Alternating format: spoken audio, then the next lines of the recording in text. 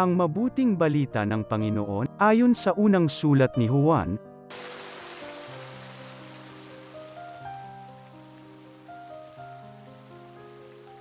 Mga pinakamamahal, isipin ninyo kung gaano kalaki ang pag-ibig sa atin ng Ama.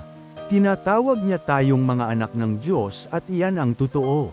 Ito ang dahilan kung bakit hindi tayo nakikilala ng mga makasanlibutan, hindi nila kinikilala ang Diyos.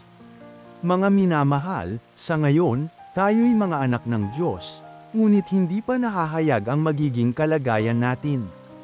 Gayunman, alam nating sa pagparitong muli ni Kristo, tayo'y matutulad sa Kanya, sapagkat makikita natin siya sa Kanyang likas na kalagayan. Ang mabuting balita ng Panginoon.